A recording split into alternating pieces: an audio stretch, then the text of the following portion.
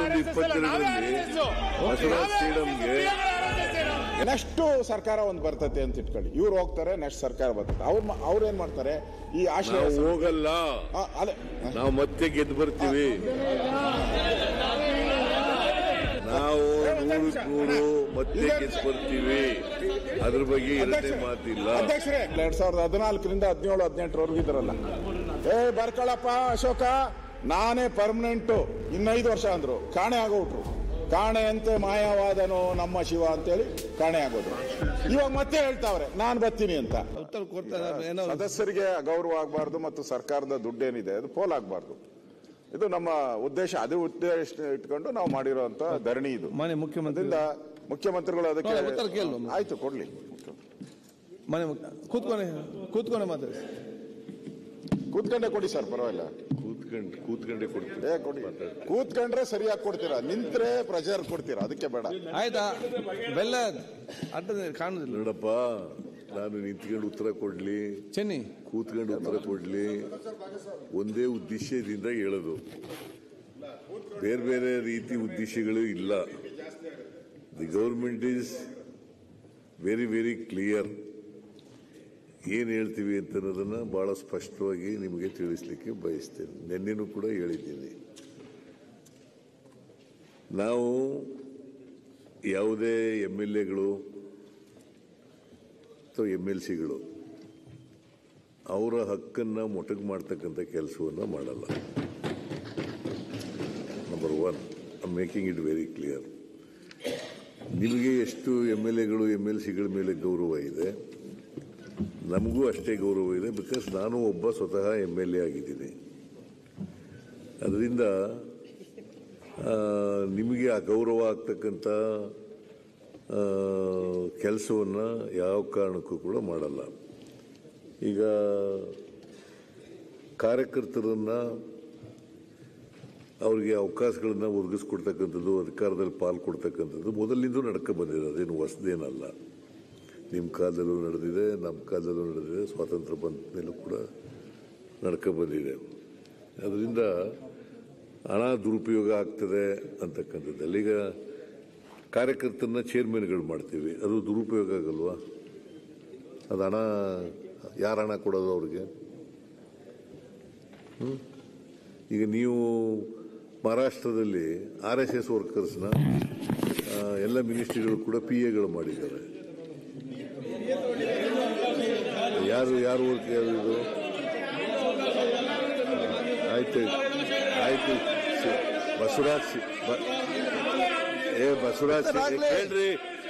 ನೀವು ಮಾತಾಡಿದ್ರೆ ನಾನು ಮಾತಾಡಕ್ಕಾಗಲ್ಲ. ಹೇಳಪ್ಪ, ನಿಮಗೆ ಸುಮ್ಮನೆ ಗೊತ್ತಿಲ್ಲ. ಬಸವರಾಜ್ ಸ್ಟೇಡಿಯಂಗೆ ಏನ್ ಮಾಡಿದ್ರೆ 21-22ರಲ್ಲಿ ಬಸವರಾಜ್ ಸ್ಟೇಡಿಯಂಗೆ ಏನ್ ಮಾಡಿದ್ರಿ? ಯಡಿಯೂರಪ್ಪನವರು ಮುಖ್ಯಮಂತ್ರಿ ಇರುವಾಗ ಬಸವರಾಜ್ ಸ್ಟೇಡಿಯಂಗೆ ಅವರು ಮಾಜಿ ಲೋಕಸಭಾ ಸದಸ್ಯರು, ಅವರಿಗೆ ಒಬ್ರು KKRDB ಚೇರ್ಮನ್ ಇದ್ರೂ ಕೂಡ ಪರ್ಯಾಯವಾಗಿ ಮಾಡಿದ್ರಿ ಹಣ ಕೊಟ್ಟು ಅವ್ರಿಗೆ.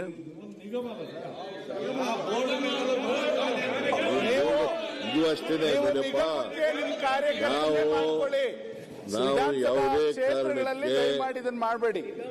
ಯಾವುದೇ ಕಾರಣಕ್ಕೆ ರಾಜ್ಯ ಮಟ್ಟದಲ್ಲಿ ಇರ್ತಕ್ಕಂಥ ಇಂಪ್ಲಿಮೆಂಟೇಷನ್ ಕಮಿಟಿ ಇರ್ಬೋದು, ಜಿಲ್ಲಾ ಮಟ್ಟದಲ್ಲಿ ಇಂಪ್ಲಿಮೆಂಟ್ ಮಾಡ್ತಕ್ಕಂಥ ಕಮಿಟಿ ಇರ್ಬೋದು, ತಾಲೂಕು ಮಟ್ಟದಲ್ಲಿ ಇಂಪ್ಲಿಮೆಂಟ್ ಮಾಡ್ತಕ್ಕಂಥ ಕಾರ್ಯ ಕಮಿಟಿ ಬಿಟ್ಟು ಅದನ್ನು ಬದಲಾವಣೆ ಮಾಡಲಿಕ್ಕೆ ಹೋಗಲ್ಲ. ಆದರೆ MLAಗಳಿಗೆ ಅಗೌರವ ಆಗದ ರೀತಿಯಲ್ಲಿ ನಡ್ಕೋಬೇಕು ಅಂತಕ್ಕಂಥದ್ದು ನಿನ್ನೆನೂ ಕೂಡ ಹೇಳಿದ್ದೀನಿ, ಇವತ್ತು ಹೇಳ್ತೀನಿ. ಯಾವ MLAಗಳಿಗೂ ಅವರ ಹಕ್ಕುಗಳಿಗೆ ಚ್ಯುತಿ ಬರದ ರೀತಿಯಲ್ಲಿ ನೋಡ್ಕೊಳ್ತಕ್ಕಂಥ ಕೆಲಸವನ್ನು ಮಾಡ್ತೀವಿ. ನಾನು ಸ್ಪಷ್ಟವಾಗಿ ಇವ್ರಿಗೆ ಎಲ್ಲ EOಗಳಿಗೆ DC-ಗಳಿಗೆ ಹೇಳ್ತೀನಿ ಸ್ಪಷ್ಟವಾಗಿ, ಒಂದು ವೇಳೆ ನೀವು ಪ್ರಾಧಾನ್ಯತೆ ಕೊಡಬೇಕಾಗಿರ್ತಕ್ಕಂಥದ್ದು MLAಗಳಿಗೆ ಹೊರತು not to this implementation committee ಚೇರ್ಮನ್ಗಲ್ಲ ಅಂತ ಹೇಳ್ತೀನಿ. ಬಾಯಲ್ಲಿ ಹೇಳೋದು ಬೇರೆ, ಆದೇಶ ಬೇರೆ. ನಾನು ಹೇಳ್ತೀನಿ ಕೇಳಿ. ಇಲ್ಲಿ ಇಲ್ಲಿ ಶಾಸಕರನ್ನ ಬಿಟ್ಟು ಬೇರೆ ಮಾಡ್ತಾರೆ ಅಂತಂದ್ರೆ ಶಾಸಕರಿಗೆ ಏನ್ ಬೆಲೆ? ಹಾಗಾದ್ರೆ ಕೆಲಸ ಮಾಡಿ ಸರ್. ಅಲ್ಲ ಹಾಗಾದ್ರೆ ಕೆಲಸ ಮಾಡಿ. ಅಲ್ಲಿ ನೋಡಿ ಮಾತಾಡ್ತಾರೆ ಅವರು. ಕನ್ಫ್ಯೂಸ್ ಮಾಡಬೇಡಿ. ಮುಖ್ಯಮಂತ್ರಿಗಳು ನಿಮ್ಮ ಮುಖ್ಯಮಂತ್ರಿ ನಾಯಕರಿದ್ದಾರೆ. ನೀವು ಮುಖ್ಯಮಂತ್ರಿ ಮುಖ್ಯ ಮಾತಾಡ್ತೀವಿ. ಆಯ್ತು ನೋಡಿ, ನೀವು ಹೀಗೆ ಚರ್ಚೆ ಮಾಡಿ ಸುಮ್ಮನೆ ಮುಂದೆ ಹೋಗ್ತೀರಲ್ಲ, ಬಗೆಹರಿಸ್ತೀರಾ? ಈಗ ನೋಡಿ, ಅಧ್ಯಕ್ಷನ್ ಕರ್ಕೊಂಡ್ಬಂದು ಮೀಟಿಂಗ್ ಮಾಡಿ, ಅಧ್ಯಕ್ಷ ಸೆಕ್ರೆಟರಿಗಳನ್ನು ಕರ್ಕೊಂಡು ಬಂದು ಮೀಟಿಂಗ್ ಮಾಡಿ. ಮಾನ್ಯ ಮುಖ್ಯಮಂತ್ರಿ, ಒಂದೇ ನಿಮಿಷ. ಮಾನ್ಯ ಮುಖ್ಯಮಂತ್ರಿಗಳು ದೇವರಾಜ್, ಒಂದೇ ನಿಮಿಷ. ಮಾನ್ಯ ಮುಖ್ಯಮಂತ್ರಿಗಳು ಅವರ ಹೇಳಿಕೆಯನ್ನ ನೋಡಿದ್ಮೇಲೆ ಆ ಥರದ್ದು ಯಾವುದೇ ರೀತಿ ಘಟನೆ ಆಗಿಲ್ಲ, ನಾನು ಪೂರ್ತಿ ಕಾನ್ಫಿಡೆಂಟ್ ಅಂತ ಹೇಳಿದ್ದಾರೆ ಅವರು. ಅಂದರೆ MLAಗಳಿಗೆ ಅಗೌರವ ಆಗೋ ರೀತಿ ಯಾವುದು ಮಾಡಿಲ್ಲ ಅಂತ. ಈಗ ನಮ್ಮ ಒಂದು ಶಿಕಾರಿಪುರದಲ್ಲಿ ಅಲ್ಲಿ ಒಬ್ಬ ಗ್ಯಾರಂಟಿ ಕಮಿಟಿ ಅಧ್ಯಕ್ಷನ್ ಮಾಡಿದ್ದಾರೆ. ಅವರಿಗೆ ಒಬ್ಬ ಮಿನಿಸ್ಟ್ರು, ಅಲ್ಲಿನ ಡಿಸ್ಟ್ರಿಕ್ಟ್ ಇನ್ಚಾರ್ಜ್ ಮಿನಿಸ್ಟ್ರು ಒಂದು ಲೆಟರ್ ಬರೆದಿದ್ದಾರೆ ಸರ್ಕಾರಕ್ಕೆ, DC-ಗಳಿಗೆ. ಏನಂತ ಹೇಳಿದ್ರೆ ಅಂದ್ರೆ, ಯಾರು ಆ ಕಮಿಟಿಯ ಅಧ್ಯಕ್ಷನಿದ್ದಾನೆ, ಯಾವುದು ಈ 5 ಗ್ಯಾರಂಟಿಗಳ ಅಧ್ಯಕ್ಷ, ಅವನು ಏನು ಹೇಳ್ತಾನೋ ಅದನ್ನ ಎಲ್ಲಾ ಕಾಲೇಜು ಸ್ಕೂಲುಗಳಲ್ಲೂ ಕೂಡ ನೀವು ಟ್ರಾನ್ಸ್ಫರ್ಗಳು ಅಭಿವೃದ್ಧಿ ಸಮಿತಿ ಏನು ಇದೆ ಅವನು ಹೇಳ್ದನ್ನೇ ಮಾಡಬೇಕು ಅಂತ ಅಫಿಷಿಯಲ್ ಲೆಟರ್ ಬರೆದಿದ್ದಾರೆ. ಇದು ಯಾವ ನ್ಯಾಯ? ಇದು MLA ವೈಲೇಷನ್ ಅಲ್ಲ ಇದು? ಇದು ಹಕ್ಕುಚ್ಯುತಿಗೆ ಕೊಟ್ಟಿದ್ದೀರಿ ನಾವು, ಹಕ್ಕುಚ್ಯುತಿಗೆ. ಇಂಥವು 100 ಹಕ್ಕುಚ್ಯುತಿ ಆಗ್ತವೆ ಇನ್ಮೇಲೆ.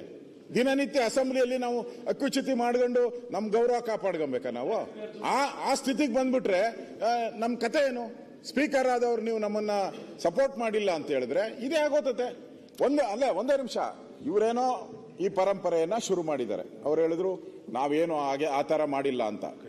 ನೆಕ್ಸ್ಟ್ ಸರ್ಕಾರ ಒಂದು ಬರ್ತತೆ ಅಂತ ಇಟ್ಕೊಳ್ಳಿ, ಇವ್ರು ಹೋಗ್ತಾರೆ, ನೆಕ್ಸ್ಟ್ ಸರ್ಕಾರ ಬರ್ತದೆ. ಅವ್ರೇನ್ ಮಾಡ್ತಾರೆ? ಈ ಆಶ್ರಯ ಹೋಗಲ್ಲ, ನಾವು ಮತ್ತೆ ಗೆದ್ದು ಬರ್ತೀವಿ. ಆಯ್ತು, ಗೆಲ್ಲಕ್ಕಾಗಲ್ಲ. ಮೊದಲು ನೀವು ಗೆಲ್ಲೋದು ನೋಡ್ಕೊಂಡ್ರಪ್ಪ, ನೀವು ಮೊದಲು ಗೆಲ್ಲೋದು ನೋಡ್ಕೊಳ್ಳಿ. ನಾವು 100% ಮತ್ತೆ ಗೆದ್ದು ಬರ್ತೀವಿ, ಅದ್ರ ಬಗ್ಗೆ ಎರಡನೇ ಮಾತಿಲ್ಲ. ಅಧ್ಯಕ್ಷರೇ, ನಾನು ಬೈ ಎಲೆಕ್ಷನ್ ಅಲ್ಲೂ ಕೂಡ ಏನಾಯ್ತು? ಬೈ ಎಲೆಕ್ಷನ್ ಎಷ್ಟು ಸರಿ ಎಲೆಕ್ಟ್ ಆಗವರು? ನೀವ್ ಯಾಕೆ ಮಾತಾಡ? ಏನಾಯ್ತು? ಚನ್ನಪಟ್ಟಣದಲ್ಲಿ ಏನಾಯ್ತು? ಶಿಗ್ಗಾವಿನಲ್ಲಿ ಏನಾಯ್ತು? ಅಧ್ಯಕ್ಷರೇ ಒಂದೇ ನಿಮಿಷ ತಾಳಪ್ಪ. ಹೌದು, ಈಗಲೂ ಇರಪ್ಪ, ನೀನು ನಮ್ ಜೊತೆನಲ್ಲೇ ಇದ್ದವನು ಟಿಕೆಟ್ ಇಟ್ಕೊಳ್ತಾರೆ. ಅಧ್ಯಕ್ಷರೇ, ಮಾನ್ಯ ಮುಖ್ಯಮಂತ್ರಿಗಳು ಯಾಕೆ ಮಾತಾಡ್ತೀರಿ? ನಾನು ಅವ್ರನ್ನ ಬಹಳಷ್ಟು ಬಾರಿ ಅವ್ರು ಎಲೆಕ್ಟ್ ಆದಾಗ ನಾನು ಎಲೆಕ್ಟ್ ಆಗಿ ಬಂದಿದ್ದೀನಿ. ಅವ್ರು ಇದೇ ಅಧಿವೇಶನದಲ್ಲಿ ಬಂದಾಗ 2014ರಿಂದ 17-18 ಇದ್ರಲ್ಲ, ಬರ್ಕೊಳಪ್ಪ ಅಶೋಕ, ನಾನೇ ಪರ್ಮನೆಂಟ್, 5 ವರ್ಷ ಅಂದ್ರು. ಕಾಣೆ ಆಗೋಟ್ರು. ಕಾಣೆಯಂತೆ ಮಾಯವಾದನೋ ನಮ್ಮ ಶಿವ ಅಂತೇಳಿ ಕಾಣೆ ಆಗೋದು. ಇವಾಗ ಮತ್ತೆ ಹೇಳ್ತಾವ್ರೆ ನಾನು ಬರ್ತೀನಿ ಅಂತ.